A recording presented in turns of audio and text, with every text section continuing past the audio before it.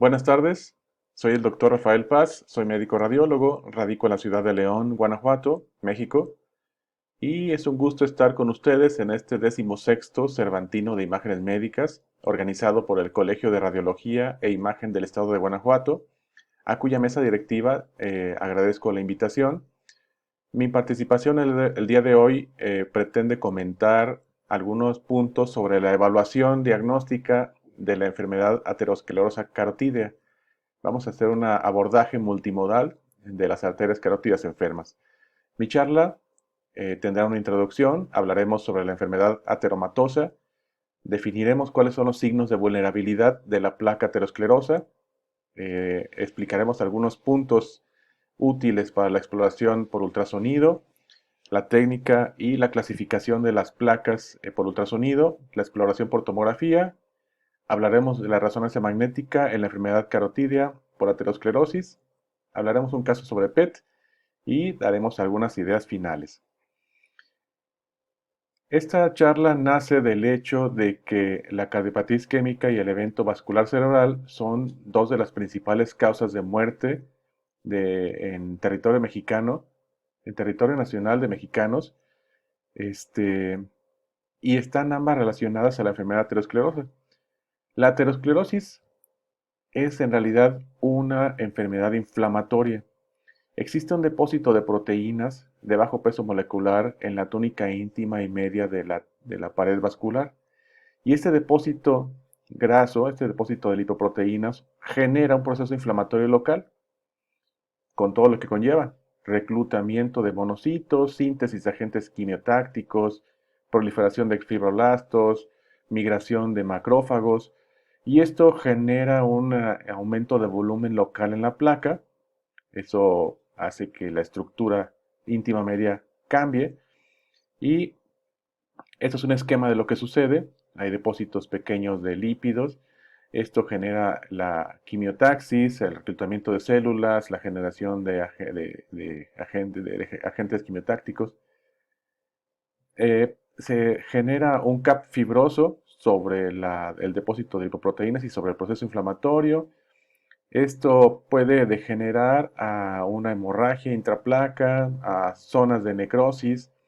Puede haber una calcificación sobre el cap fibroso, y esto por supuesto puede complicarse. La hemorragia de la placa por la vasa vasorum es una complicación importante, genera un riesgo alto de enfermedad, lo veremos adelante. Y por supuesto la erosión del cap fibroso expondrá el núcleo de lípidos o la zona de necrosis o hemorrágico, y eso eh, devendrá en una agregación plaquetaria que a la postre ocluirá el vaso. Esto es un esquema de la bifurcación carotídea, y vean cómo la disposición de esta bifurcación genera zonas de alta presión y zonas de baja presión. Las zonas de baja presión son zonas donde predominantemente se hace este depósito de lipoproteínas, y esta puede ocasionar protrusión y generar aún más cambios en la hemodinamia de ese segmento vascular. Y a su izquierda un esquema en eje corto de un vaso, el endotelio representando la túnica íntima, y la túnica muscular interna que representa la túnica media. En ese espacio es donde se deposita y donde se genera todo este proceso inflamatorio.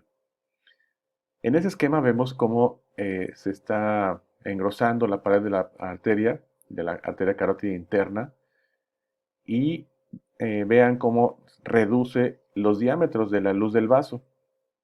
Se ha encontrado que la composición de esta placa podría tener una mayor implicación en el riesgo cardiovascular que el mismo grado de estenosis.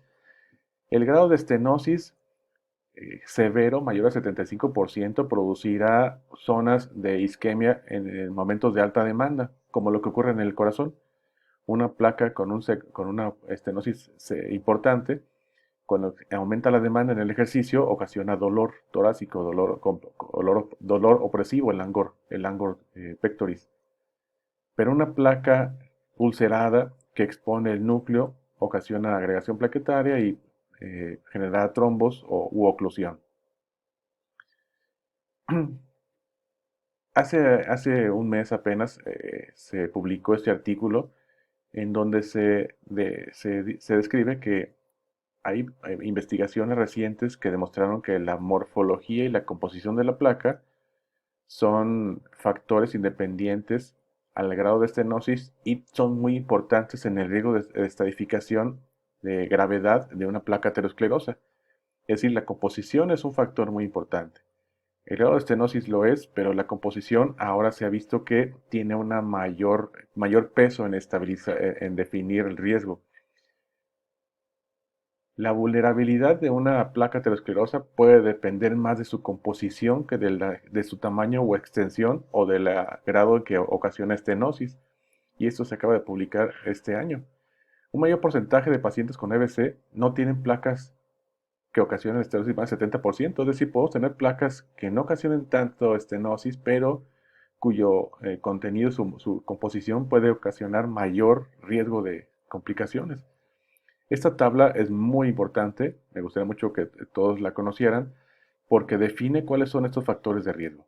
La hemorragia intraplaca, un núcleo de lípidos, un CAP fibroso delgado, la ulceración de este CAP fibroso, la calcificación de la placa y el grosor del volumen son los seis características que definen vulnerabilidad. Y aquí, expuestos estos, ¿en qué métodos son mejor valorables? Ultrasonido, tomografía y resonancia. La hemorragia intraplaca es mejor definida y con mucho por la resonancia magnética, igual que la presencia de un core lipídico, un core necrótico. El CAP fibroso se define mucho mejor en resonancia magnética, lo veremos en un momento. La ulceración puede verse muy bien en tomografía, aunque el ultrasonido y la resonancia lo pueden definir. La calcificación se define en los tres métodos y las dimensiones de la placa también por los tres métodos. El riesgo relativo es muy alto en el caso de la hemorragia intraplaca, vean ustedes. Por supuesto, la ulceración también. La ulceración es una característica que tiene un riesgo relativo muy alto, porque finalmente eso ya expone el contenido de la placa y ocasiona mayor riesgo de agregación plaquetaria. Existen dos métodos para definir el grado de estenosis en un punto de la arteria carótida. El primero es el NACET, que es el que utilizan los norteamericanos, y el que utilizan los europeos, el ECST. El norteamericano toma en cuenta el diámetro distal a la placa y el diámetro de mayor estenosis. Y con esto utilizan esta fórmula para definir grado de estenosis. Y los europeos utilizan el diámetro estimado de la placa, del vaso, el diámetro estimado de la pared del vaso, y lo comparan con el diámetro de mayor estenosis, con esta fórmula. Se ha encontrado que ambos métodos definen grados de estenosis diferentes y se considera que el estilo europeo sobreestima la estenosis. Así que la mayor parte de las publicaciones, incluso europeas, utilizan el método norteamericano para definir estenosis. Un esquema de Netter clásico, donde vemos una vasculatura carotidia ideal, donde son vasos rectos, donde hay una bifurcación baja, donde vemos un vaso carotidio interno bien definido, recto. No siempre es así. Los métodos que veremos son ultrasonido, tomografía, resonancia y PET. Comparando los tres primeros, veremos que la tomografía tiene algunas características que le dan ventaja sobre los demás. Es un método pues relativamente disponible, es un método que tiene una mayor resolución espacial, eso lo vamos a ver en un momento. Desafortunadamente utiliza radiación ionizante y desafortunadamente exige el uso de medio de contraste. Eso es inconveniente en algunas personas que son alérgicas y que tienen cierto compromiso renal. Sin embargo, se puede establecer, debido a su alta de resolución espacial, con mucha claridad su extensión, su morfología, grado de estenosis. La resonancia magnética es un método que es menos disponible, pero que tiene secuencias que permiten esclarecer de forma muy precisa la composición de una placa, así que le da mucha ventaja sobre los demás. La baja disponibilidad es una desventaja. Eh, es también una desventaja en personas que tienen antecedente de claustrofobia, ya que requiere que el área a explorar, en este caso la región cervical y la cabeza, el cráneo, estén en el centro del magneto.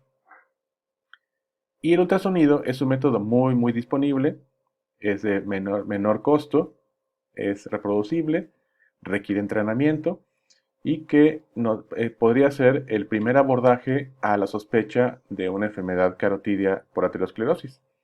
Este es un paciente, la misma placa vista por diferentes métodos. Abajo a la izquierda, una secuencia TOF con efecto angiográfico, donde se encuentra esta flecha donde señala el sitio de estenosis. Arriba a la izquierda, eh, la imagen de angiografía convencional con la estenosis concéntrica. Arriba a la derecha, una imagen de angiotomografía. Y abajo a la derecha, un ultrasonido mostrando la placa. En cuanto a estimar el grado de estenosis, vean cómo esto es tomografía, esto es resonancia magnética y esto es ultrasonido. En cuanto a definir el grado de estenosis, vemos que la resonancia magnética tiene mejores números, sin embargo, el ultrasonido tiene también muy buenos números, incluso mayores que la tomografía en cuanto a sensibilidad. Y eso nos llama mucho la atención, este reporte, ya que, como veremos, la tomografía tiene una muy alta resolución espacial. Comencemos por el ultrasonido carotidio. Este artículo es un artículo que se publicó en Radiographics en el año 2005 y es un estudio que todos hemos estudiado. Vienen las bases muy sólidas de la técnica de exploración carotídea. Sugiere el reporte del ultrasonido carotídeo utilizando un esquemas donde señalemos la posición, la extensión, la conformación de una placa, así como las velocidades en ambas arterias. Parámetros que debemos de ver en un ultrasonido son el grosor íntima media de la túnica, el grosor de la túnica íntima media, el diagnóstico de vulnerabilidad en ultrasonido en escala de gris. Debemos establecer un buen ángulo Doppler, una caja de color, una muestra suficiente, una escala de velocidad de color, vamos a ver cómo, establecer ganancias de color y establecer diagnóstico de estenosis. La túnica íntima es una lámina ecogénica inmediatamente en contacto con la luz del vaso. Y la túnica media es una túnica hipoecogénica que está exactamente debajo de esta túnica íntima. Se mide el grosor de este segmento, que no debe ser mayor a 1 milímetro. Una túnica íntima media mayor a 1 milímetro ya implica engrosamiento. Vulnerabilidad por ultrasonido toma en cuenta el engrosamiento, el número de placas, el área que cubre la placa, la ecogenicidad, veremos ahora por qué, la textura y el volumen de la placa. Se ha definido algunas clasificaciones por ultrasonido para definir una placa. Este es un esfuerzo que se ha utilizado por mucho tiempo, desde el año 99, fue publicado en Stroke y define a las placas carotídeas aterosclerosas tipo 1 si son uniformemente poco ecogénicas o ecolucentes. Un tipo 2 predominantemente hipoecoicas, 50% de la placa debe ser hipoecoica. Tipo 3 predominantemente ecogénica, al menos 50%, debe ser muy ecogénica. Tipo 4 uniformemente ecogénica y tipo 5 no clasificada. Estos son los cuatro tipos. El número 1, arriba a su izquierda, muestra una placa que es muy hipoecogénica, completamente hipoecogénica, perdón, y homogénea. El tipo 2, predominantemente hipoecogénica, al menos 50%. El tipo 3, predominantemente ecogénica, hay zonas que son hipo. Y el tipo 4, francamente hiperecogénica, calcificada. Son ejemplos también, aquí un engrosamiento arriba a su izquierda, un engrosamiento concéntrico y extenso de la túnica íntima media de la carótida común. Abajo a su izquierda, una placa hipoecogénica, una placa blanda. Arriba a la derecha, algunas placas predominantemente ecogénicas, heterogéneas. Y abajo a la derecha, una placa con una zona importantemente hipoecogénica que se presume hemorrágica. Es importante definir la existencia o no de ulceración. En imágenes con Doppler color, una protrusión de la imagen de la columna de color hacia el interior de la úlcera, hacia el interior de la placa, puede sugerir ulceración, pero debemos corroborarlo en escala de gris para estar seguros de que esto es una ulceración y no una calcificación. Una calcificación, como la que se ve abajo a su izquierda, provocará el artefacto Twinkle, y esto lo podemos corroborar incrementando las ganancias de color y con esto persiste el artefacto Twinkle. Así que esto no es una ulceración, esto es un artefacto y esto sí es una ulceración. La caja de color, como ustedes saben, debe dirigirse intentando seguir el eje de desplazamiento del fluido. Es decir, la caja debe de intentar seguir el eje de flujo sanguíneo, como en el cuadro de arriba a la derecha, donde la caja de color se angula para lograr ver con precisión este segmento. A la izquierda vemos una caja de color que provoca un ángulo recto con el segmento más proximal de este vaso. Aquí se ve este defecto color azul y rojo que en realidad no define una dirección de color, no define una dirección de flujo, es un artefacto no valorable. La caja de color debe dirigirse de forma adecuada. Y la muestra, el gate, también debe dirigirse en dirección al flujo sanguíneo. A la imagen arriba a la derecha muestra cómo este flujo se desvía un poco del eje del vaso debido a la placa que está aquí hipocogénica. Así que debemos dirigirla en dirección al flujo, no en dirección al vaso. Se debe de angular esta caja de color, el ángulo, entre 45 y 60 grados para que la lectura sea fiel, y se prefiere que la caja de color tenga una amplitud de 2 a 3 milímetros. Con esto lograremos lecturas propias. Una escala de color debe ser posicionada entre 30 a 40 centímetros por segundo. Si lo hacemos en una escala mucho menor, por ejemplo en la imagen que se ve arriba a su izquierda, veremos solamente una columna de colores debido al efecto aliasing. Esto es porque la velocidad de flujo sobrepasa a los límites del PRF, a los límites que estamos definiendo aquí, al límite llamado Naisquick. Y entonces esto muestra un cromo de colores que no es correcto.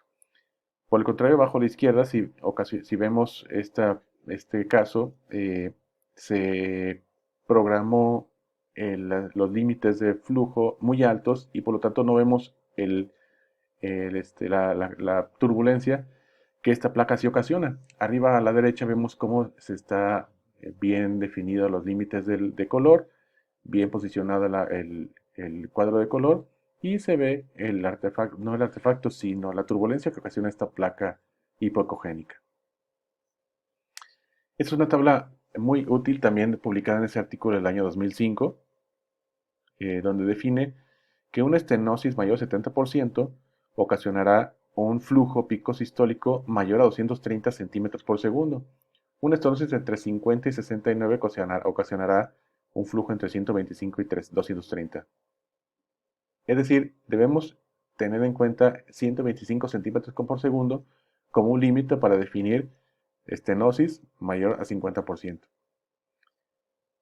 Eh, en el caso de la casioclusión, donde podríamos tener permeabilidad del vaso, pero en un área muy pequeña, es decir, una estenosis del menos 95%, las ganancias deben de programarse muy bajas para lograr definir esta columna de color. Si las ganancias estuvieran a los 30, 40 que definimos antes, posiblemente diríamos en una estenosis, una oclusión total, pero quizás debemos de bajarlas para demostrar una casi oclusión total. La placa calcificada circunferencial. La placa calcificada debe explorarse en un ángulo diferente al que lo estamos haciendo para lograr definir flujo, flujo en su interior. Sin embargo, si la placa es con circunferencial o si no es posible tomar un ángulo diferente para alcanzar a ver la luz, debemos hacer un Doppler del segmento exactamente distal a la placa. Si en el segmento distal vemos turbulencia y la placa tiene una longitud de 1 centímetro, pensaremos que es una placa calcificada que ocasiona estenosis severa. Si ocasiona además el patrón de tardus parvus, que son flujos lentos distales, entonces diremos que es una placa con una estenosis severa. Pero si la placa mide 2 centímetros al menos o más, la estenosis debe ser considerada indeterminada y debe de utilizarse un método alternativo para estudiarlo. Y este cuadro define los hallazgos de la estenosis severa. Pico sistólico mayor a 230 centímetros por segundo, o un volumen de placa lo suficientemente grande como para ocasionar en escala de Gris estenosis del 50% o más. El efecto aliasing aún con una ganancia, una frecuencia de repetición de pulsos de más de 100 centímetros por segundo. Ensanchamiento espectral, que es el que se ve aquí, con un flujo diastólico muy alto. Turbulencia post-estenosis, como la que se ve en este ejemplo. Artefacto de color en el tejido periférico, como que se ve en el ejemplo previo. Voy a regresar. En la imagen arriba a la derecha se ve este artefacto de color fuera del vaso debido a estenosis severa. Un flujo diastólico final mayor a 100 centímetros por segundo, y eso tiene que ver con el ensanchamiento espectral. Y podemos hacer algunas ecuaciones como un índice de pico sistólico entre la carótida interna y la carótida común que sea igual o mayor a 4. Y finalmente, el sonido que el equipo emitirá será un sonido agudo, y eso sugiere pues altas velocidades. Este es un caso que me tocó revisar hace un par de días, donde se ve un engrosamiento de la túnica íntima media prolongado y concéntrico. Incluso aquí hay una zona de calcificación y alcanza el 1.43 milímetros. Sí, milímetros. Entonces esto es un engrosamiento de alto riesgo. Aquí se ve la arteria carótida común y su bifurcación en arteria carótida interna abajo y carótida externa arriba de la pantalla. Y ya se nota una placa que ocasiona una sombra sónica posterior en el origen de la carótida interna derecha, pero también en el origen de la arteria carótida externa derecha. Esta placa, vean, es una placa multilobulada, quizás fueron dos originalmente, pero coalescieron, que ocasiona grandes sombras. Es una placa tal vez tipo 4, como las que describimos antes en la clasificación, porque dan sombras, son sólidas, y estas lobulaciones quizás estén ocasionando turbulencia. Así que debimos utilizar Doppler, como lo vamos a ver ahora. Aquí estimamos el grado de estenosis. En las flechas verdes de la imagen izquierda determinan los límites del vaso, los límites externos del vaso. Y aquí en el centro estamos tomando el área del lumen en el sitio de mayor estenosis. La imagen de la derecha estamos tomando el área del lumen distal al sitio de estenosis. Y con eso se calcula una estenosis del 65%. Así es como hay que hacerlo. Área en el área de estenosis y área distal al sitio de estenosis. Utilizando doble poder, vemos cómo se llena todo el espacio que no hay placa de color, y corroboramos que sí, efectivamente se ocasiona cierta turbulencia, pero los flujos no aumentan de 100. Así que nos quedamos con el diagnóstico de estenosis de 65%. La carótida interna del lado contralateral, del lado izquierdo, también presentó esta placa, una placa larga, eh, hiperecogénica, más bien fibrosa, con algunas zonas de calcificación, borde liso, tiene 1.79 centímetros de longitud, y midiendo su estenosis, las flechas verdes delimitan al vaso y el círculo de punteado delimita el área de la luz en el sitio de máxima estenosis. Y en la imagen de la derecha, el área distal al sitio de estenosis, con la que se calcula una estenosis del 60%. Y en el Doppler color, esta placa no ocasiona turbulencia. El flujo pico sistólico máximo es de 100, así que nos quedamos con el diagnóstico de estenosis del 60% de una placa estable. Ahora, en tomografía, la tomografía se utiliza para diagnóstico de estenosis, caracteriza la placa, anatomía carotídea y control post-tratamiento. El señor Hounsfield, esta es su primera tomografía hecha en el año de 1971 a una paciente con un tumor frontal. Aquí se ve hipodensa en el lóbulo frontal derecho. Y como comentario, este equipo que muestra aquí el ingeniero Hounsfield tenía un tiempo de una resolución temporal de 2 minutos. Tomemos en cuenta esos 2 minutos. Este es un equipo moderno de 128 cortes. Abajo, señalando aquí, es el tubo de rayos X y contralateral las hileras de sensores, 128 en este caso. Todo esto es lo que está girando para adquirir imágenes 360 grados alrededor del paciente, mientras se desplaza la mesa, con lo que se generan imágenes helicoidales, no axiales, ahora son helicoidales. Y definiendo resolución espacial, se refiere a la distancia mínima necesaria en milímetros entre dos objetos para poder distinguirlos como separados. Un equipo con alta resolución espacial es un equipo que distingue dos puntos muy cercanos entre sí. Y resolución temporal es el tiempo en milisegundos que el tomógrafo requiere para adquirir una imagen. Habitualmente es el tiempo de giro. Y actualmente estamos trabajando con equipos que tienen resolución espacial de 0.6 milímetros, resolución temporal de 350 milisegundos. Eso es un cambio drástico respecto al equipo que usaba Hounsfield, que tenía 2 minutos de resolución temporal, y colimaciones de 4 centímetros. Esta tabla muestra en el eje de las X el número de sensores de un equipo de tomografía y vean cómo la línea verde muestra cómo el tiempo de adquisición se reduce mientras los sensores aumentan. La línea roja muestra cómo la resolución temporal aumenta mientras los sensores aumentan y cómo la línea azul muestra cómo la resolución espacial aumenta mientras los sensores aumentan. Así que un equipo de gran número de sensores tendrá menor tiempo de adquisición, mayor resolución temporal y mayor resolución espacial. Será pues más rápido.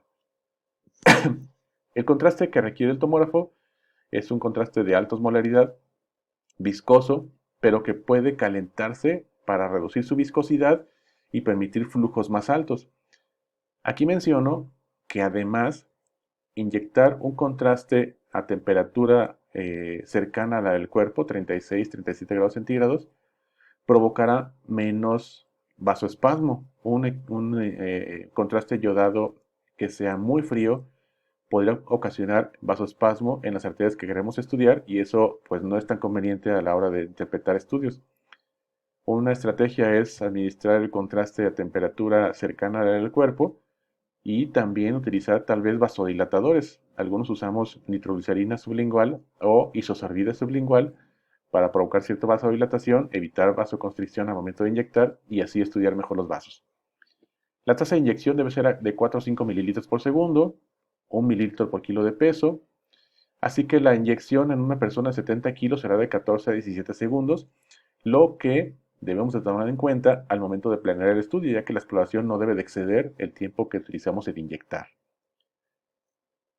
Algunos inyectores son doble cabezal, aquí solamente uno, el que se ve en el esquema, pero los que tienen doble, en la segunda jeringa se utiliza solución fisiológica con el propósito de lavar el contraste de las venas periféricas y hacer más eficiente el contraste que inyectamos.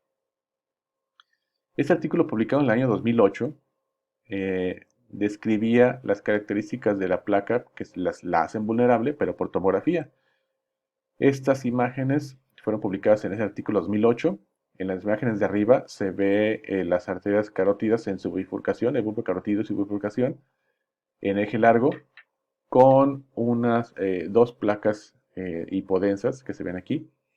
Las imágenes de cuadros que se ven en el centro, las C, D y E, son los cortes que se ven arriba con líneas rojas punteadas. La imagen C muestra una placa hipodensa que tiene calcificaciones en su exterior y la luz hiperdensa debido al contraste. La imagen D es una imagen similar, pero la placa no se ve tan hipodensa, se ve un poco más densa que la que se ve en la imagen C. Y la E se ve moderadamente densa. El análisis de densidades por el equipo y por el software muestran que las zonas más hipodensas corresponden a lípidos y el cap fibroso corresponde a las imágenes en color rojo. Las imágenes rosadas son calcio, hay calcificaciones de este lado, posteriores y también rodeando al lumen. La estenosis severa de la imagen D1 y la estenosis también severa de la imagen E1. Eso fue en el año 2018. Y esta cuantificación permite hacer estos histogramas para conocer la composición en la placa en cada segmento, así como los volúmenes. Esto es el lumen. Este artículo más reciente salió en 2018, también con el propósito de caracterizar las placas por tomografía, pues mantiene las mismas características, solo que ahora los software que utilizamos nos permiten hacer todas estas cosas. Tener imágenes en 3D con guías, como esta línea que se ve verde, la imagen del centro, que es un MPR multiplanar, donde se ve, se delinea y se describe la placa, y las imágenes de la derecha son en eje corto de esta placa, mostrando su composición. La imagen azul corresponde a calcio y la imagen en rojo delinea el lumen del vaso. Es un análisis pues semiautomático.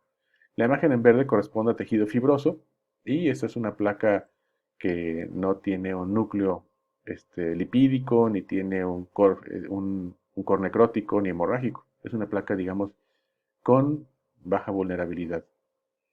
Estas imágenes, también publicadas en septiembre del 2021 en el American Journal of Neuroradiology, muestran imágenes en tomografía que se correlacionan con las histopatologías de esos segmentos. La primera, la imagen A, una ulceración profunda de una placa. La imagen B, grandes calcificaciones de una placa. La imagen C, una placa que ocasiona una estenosis severa y es una placa hipodensa importantemente debido a hemorragia. En la imagen D, una zona hipodensa que corresponde a un cap fibroso de una placa que se está calcificando ya. Y esta imagen E corresponde ya a un núcleo de lípidos que ocasiona estenosis severa. Características de la tomografía, pues, alta resolución espacial y temporal, capacidad de formateo multiplanar, como lo vimos ya en un ejemplo. Es un proceso rápido, una exploración rápida, gran disponibilidad en nuestro medio, utiliza radiación ionizante y requiere el uso de contraste intravenoso. Este es uno de nuestros casos. Vean cómo el software nos permite ver completamente a la circulación carotídea desde su origen en el callado aórtico hasta su bifurcación en la arteria carótida interna y carótida externa, todo el trayecto cavernoso, petroso, todos los segmentos de la carótida interna hasta su bifurcación. Así que es un estudio anatómicamente muy interesante porque podríamos ver aquí la extensión de cada una de las placas. Y eso sucede también en la circulación vertebral. Nos permite ver lo que antes era muy difícil, ver en su totalidad a cada arteria vertebral hasta su confluencia con la contralateral para formar el tronco basilar. Esa es una ventaja anatómica muy alta. Y un caso que tuvimos, paciente con una placa que fue tratada con stent, una angioplastia con stent, y el estudio fue de control. Aquí vemos cómo el stent es un stent permeable, no ocasiona ningún sitio de estenosis, se ve perfectamente bien. Y en la imagen 3D vemos cómo el stent está colocado sobre el bulbo y la carótida externa nace desde el stent. Es un stent cribado que está permeable, permite flujo hacia la carótida externa. Y la imagen multiplanar de este mismo ejemplo permite medir áreas de lumen, diámetros. Un software muy versátil. Las arterias carótidas intracraneales se estudian muy bien en imágenes 3D. Este caso muestra una atresia del segmento A1 de la carótida de la arteria cerebral anterior derecha, una atresia del segmento A1 derecho, que es una variante anatómica. Y vemos un caso donde hay un aneurisma intracraneal carotídeo señalado por la flecha, un aneurisma sacular del segmento oftálmico de la arteria carótida interna derecha. Aquí su estudio en imágenes multiplanares, su situación anatómica real y su análisis posterior, diámetros, áreas, etc. Un caso más de una paciente que tiene oclusión total de la arteria subclavia izquierda. Aquí se ve el callado aórtico, nace el tronco arterial brachiocefálico derecho, la carótida izquierda y la arteria subclavia izquierda ocluida totalmente, pero con flujo, con contraste en el segmento distal. Entonces aquí existe el riesgo de que se esté ocasionando secuestro vertebral desde el contralateral. Es posible que este flujo venga desde el tronco basilar, que la vertebral derecha esté dando suplemento sanguíneo al miembro torácico izquierdo. Y eso podría ocasionar cierto bajo gasto a la circulación posterior del cerebro y podría tener manifestaciones con síndromes cerebelosos. Bien, En cuanto a resonancia magnética es un método, como dijimos, que no utiliza radiación ionizante. Eso es muy interesante, ya que podríamos hacer estudios de forma repetitiva sin exponer a mayor riesgo a un paciente. Este artículo publicado en 2016 ya describía las características de una placa que podrían hacerlo vulnerable y muestra su aspecto en cada una de estas secuencias: T1 precontraste, T1 postcontraste, T2 este, difus- este, eh, densidad de protones y time of flight. La hemorragia, como vimos, es la característica que tiene un riesgo relativo mayor. Es muy evidente en las secuencias T1 black blood, es decir, una secuencia con saturación de flujo. Y esto nos permite ver una hemorragia en T1 como una zona de alta intensidad de señal, una hemorragia, digamos, reciente, aguda. La placa inestable pues se considera cuando tiene contenido hemorrágico, colipídico y una capa fibrosa delgada. El contenido hemorrágico, además, aumenta el riesgo de progresión, y esto es lo que tenemos que cuidar. Este es un ejemplo de un caso. En la imagen de la izquierda, la A, es una imagen en T1 FATSAT con blood, saturación de flujo, donde se ve que este engrosamiento parietal es hiperintenso y eso es debido a hemorragia. Cuando aplicas contraste, vemos una zona que no refuerza y puede corresponder a un core de lípidos, un core necrótico. En T2 FATSAT se corrobora la hemorragia, ya que la grasa está saturada, no se ve, es hipointensa.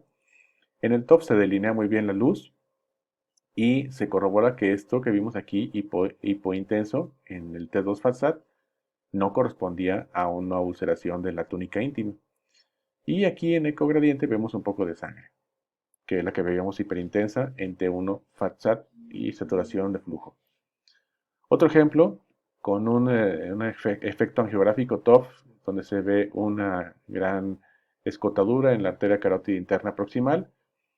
En el T1 FATSAT Black Blood se ve hiperintensa esa placa, es debido a hemorragia, que se corrobora en el eje corto y que no refuerza y que se delinea muy bien en el TOF.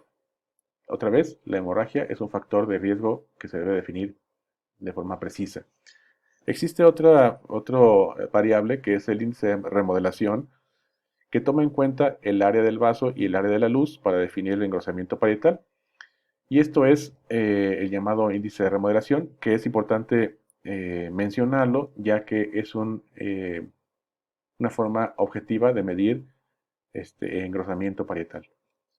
Otro ejemplo también, T1 precontraste con hiperintensidad de señal y aquí con ausencia de señal este, una zona de calcificación, y tiene un halo hipointenso en el post-contraste que en esta imagen ecogradiente se corrobora como hemosiderina. Es decir, esta placa tuvo una hemorragia antigua y tiene una hemorragia nueva, como si fuera una hemorragia que se acaba de agudizar.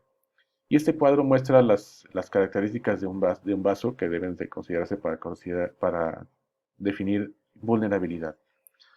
Es una arteria carótida interna que tiene una estenosis severa debido a una gran placa tiene un contenido graso. Todo esto contenido que marca la flecha amarilla es contenido graso. Es una secuencia contrastada y esta zona hiperintensa que se ve aquí es una zona que refuerza debido a proceso inflamatorio, es decir, hay un proceso inflamatorio activo, como lo vimos al principio, es una enfermedad inflamatoria. Las zonas de baja intensidad de señal o ausencia de señal, sus calcificaciones. Y las puntas de flecha amarillas, espero que lo alcanzan a ver, demuestran el CAP fibroso y aquí una ulceración. Aquí se pierde esta señal hiperintensa del lumen debido a ulceración. Esta es una placa que acaba de exponer su núcleo de lípidos a la circulación y probablemente provoque una agregación plaquetaria, un hallazgo de alto riesgo. Y un resumen también, el aspecto de cada hallazgo: hemorragia intraplaca, ruptura del CAP fibroso y trombo mural en cada una de las secuencias T1, T1 contrastado, T2 y TOF. Hiperintensa en la hemorragia, el CAP fibroso definido aquí como una ulceración y trombo mural, definido aquí como una zona de hipointensidad. En el año 2011 se utilizó esta clasificación para empezar a describir de una forma un poco más objetiva estos hallazgos de enfermedad aterosclerosa, donde se definía una placa tipo A como una placa blanda, con un núcleo de lípidos o hemorragia abundante y calcificaciones mínimas. Una placa sin calcificación y complicada. Una placa tipo B con un core de lípidos, hemorragia, pero también con calcificaciones extensas. Es una placa mixta. Y una placa tipo C con una placa fibrótica sin componente de lípidos ni hemorrágico. Es una placa, digamos, estable. Esta es la clasificación del año 2011 que se ha utilizado hasta ahora. Pero en el mes pasado, en septiembre de 2021, también en el AJNR se publicó esta nueva clasificación. A la izquierda muestra los hallazgos histopatológicos y a la derecha su aspecto por imagen. El tipo 1 y 2, que se ve a la izquierda, corresponde a una pared casi normal, sin engrosamiento ni calcificación. El tipo 3 hay un engrosamiento difuso de la túnica íntima, placas excéntricas, no calcificaciones. Tipo 4 y 6 corresponden a una placa con lípido o un core necrótico, rodeo de tejido fibroso y posible calcificación.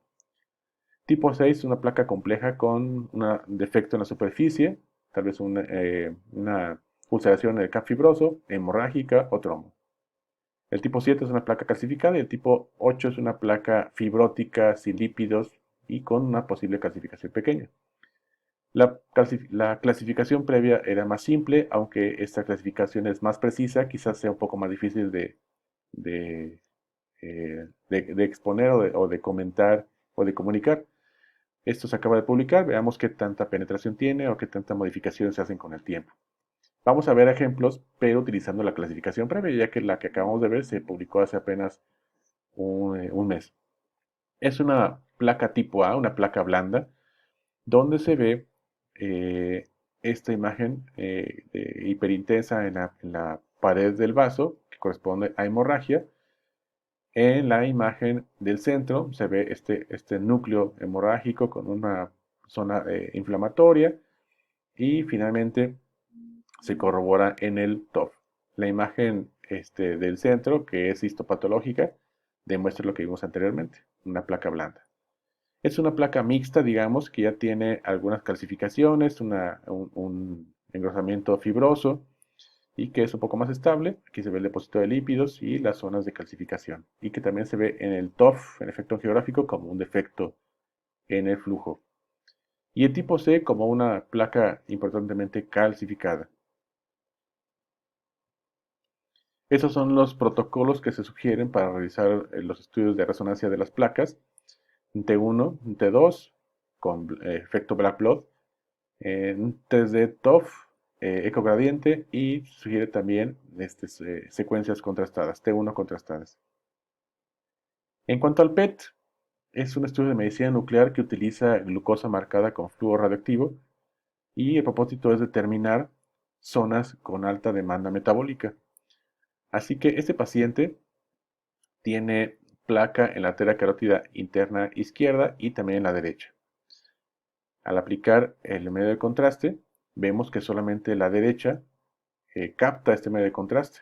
Esto sugiere un proceso inflamatorio en la pared de este vaso y no en el vaso izquierdo. Entonces se puede definir que esta es una placa con un proceso inflamatorio activo, está dándose un peso alto a este hallazgo que sugiere una vulnerabilidad muy alta. Y un caso con dos métodos complementarios.